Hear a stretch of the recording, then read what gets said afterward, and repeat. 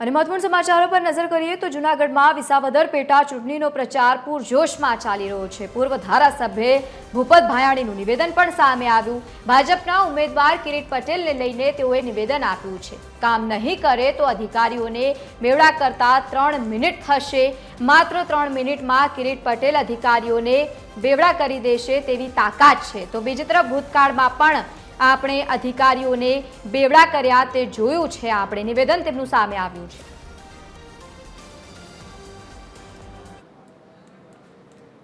આ તક આપણને જે મળી છે કિરીટ પટેલના રૂપમાં, મિત્રો એનું પાવરફુલ નેતૃત્વ મેં જોયું છે। આ બેઠેલા તમામ કાર્યકર્તાઓએ જોયું છે।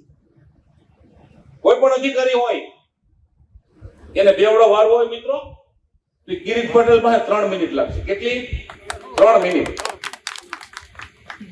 કંટ્રોલમાં ન હોય, પ્રજાહિતના કાર્યો ન કરતો હોય, ખોટું કરતો હોય, 3 મિનિટમાં મિત્રો આ બેઠેલો મંચ કિરીટ પટેલ બેવડો વારી દઉં। બેવડો વિશ્વાસ છે કે નથી મિત્રો? આપણો